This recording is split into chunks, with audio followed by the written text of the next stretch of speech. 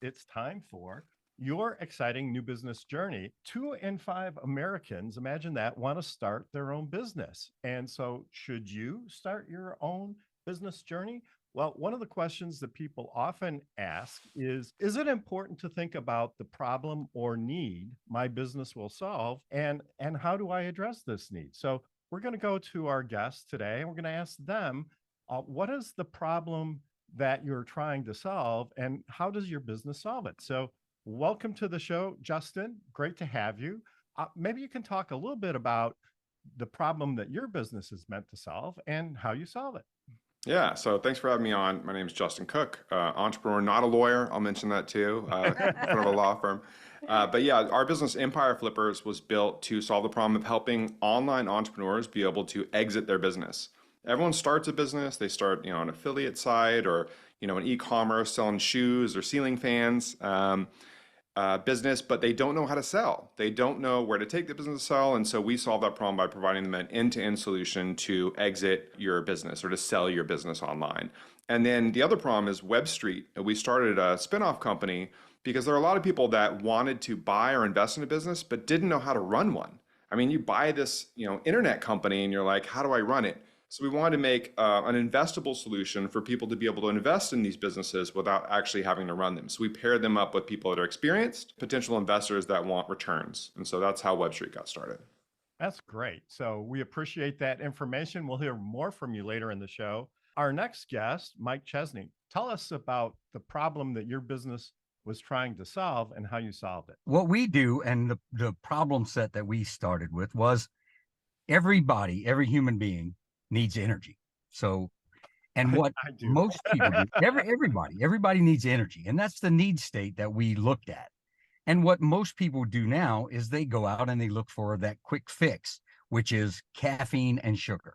So they look for what is normally out there, a good cup of coffee, you go to your local Starbucks, or now you're going out and you're looking at a C-store, a convenience store for an energy drink, Red Bull, Monster, Celsius, these really reputable brands that are out there, but they're not healthy. They're not good for you.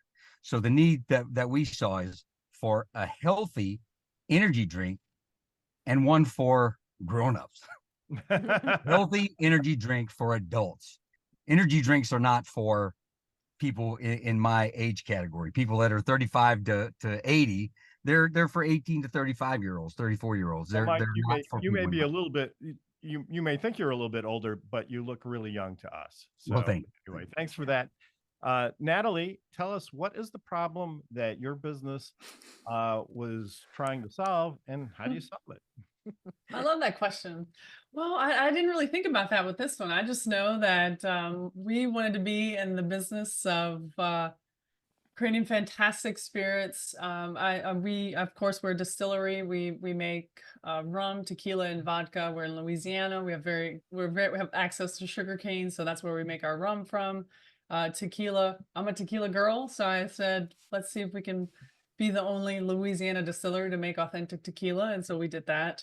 I like to think about us in terms of maybe like some of our other local distilleries. The problem I think we solved was just being more fun, bringing a personality to the local landscape. Everyone was so serious and moody with their branding. And if you look at our brand compared to everyone else's, I mean, we're ready for a party. I mean, we're ready for a good time. So I'm all about flavor and fun. And I think that's what sets us apart. So I know looking at your website made me want to have a party. Yeah, I mean, it's about the moments that matter with the people that matter. And I'm not, we don't obviously advocate for like getting totally smashed, but it's still fun to come together and create really delicious spirits or cocktails and see where the night goes. Well, that's great. And so for your business, Elizabeth, what was the problem and what is the solution? Well, so for the podcast studio that we're building, so we're in our podcast studio right now in our building in Summit, New Jersey, but it's not really set up for other people's consumption or use. So we're remodeling it and we're actually doing it ourselves. Richard is replacing ceiling tiles and and I'm helping. And so anyway, we wanted to use the space, and so the problem that I saw was we had space that we weren't using, but the bigger problem was I kept meeting people that want to tell their story. They want to start a podcast because people need to tell their stories, and they didn't know how, and they didn't have nobody's going to go out and buy all the microphones and sound deadening equipment and all that other stuff that you need. So that was the problem, the need we're trying to meet. And then a lot of people need coaching, so that's in there too.